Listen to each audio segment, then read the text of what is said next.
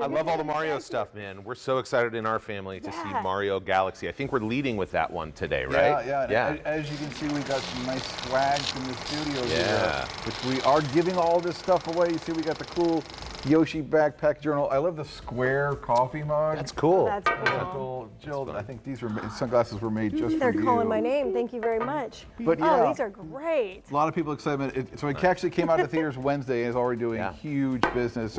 People come up saying that they already took their kids to it. It's a fun movie.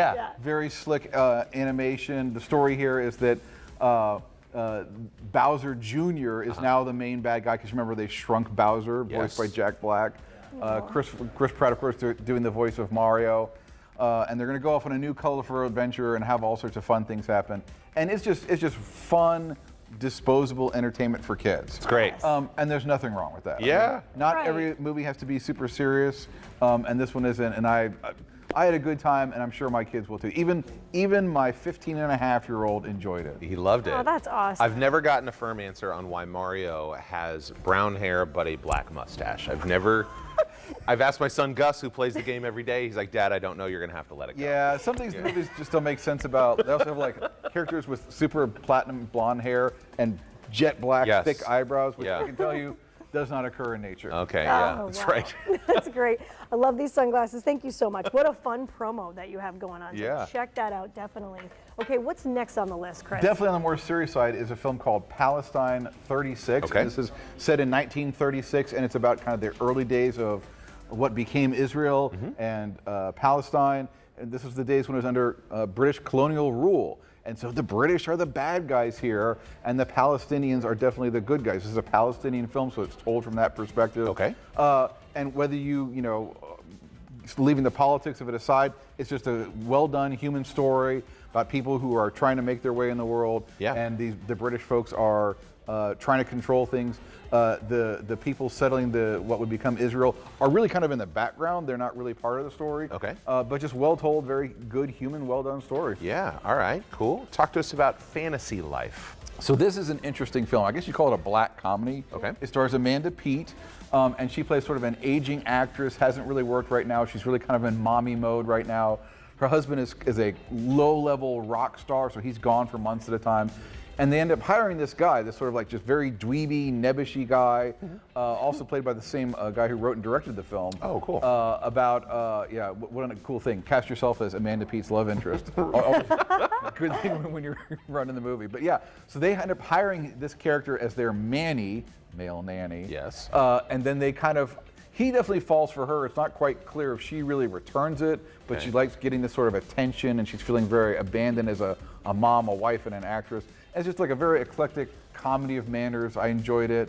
Definitely more of a downbeat kind of film for sure. Okay, cool. Okay, interesting, nice. All right, the next one, the drama. How about this? So anticipation for this one because it stars Zendaya and Robert Pattinson. Yes. Okay. So actually someone told me they were in the theater last night seeing it. It was mostly teenagers because really not a teenage kind of movie. Okay. I guess you'd call it a black comedy, a black romantic comedy. Interesting. And it's about a couple in Boston, and it's the week before they're about to get married. I won't give too much away other than say they end up playing a game with their best man and matron of honor about what's the worst thing you've ever done in your life, and just like a drunken go around the thing. And the Zendaya character ends up saying something that really disturbs people. I won't tell you what it is. To the point where like things are fractured, and are they even going to still get married?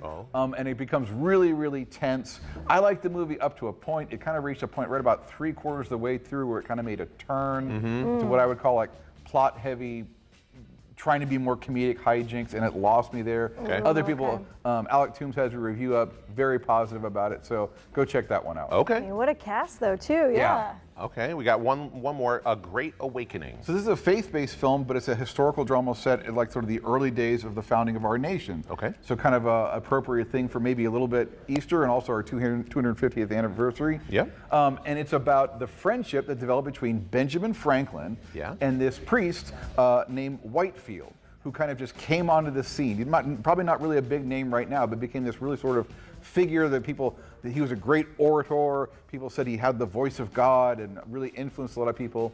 And so it's a story about this friendship that developed between these two unlikely figures, kind of really not remembered today and kind of just bringing this figure back to life. I haven't seen this one, Okay. but it's getting decent to okayish reviews. So go check that out if that looks a little bit of proselytizing and a little bit of history. Okay, cool. Check it out. Filmyap.substack.com is where you can learn more about Chris and his team's reviews, as well as to enter to win this prize pack, right? I've actually given away multiple versions of this. Cool. So make sure to enter at filmyap.substack.com. Awesome. Awesome. Thank you, Chris. Thanks, We have Chris. all the information up on the screen right there for you.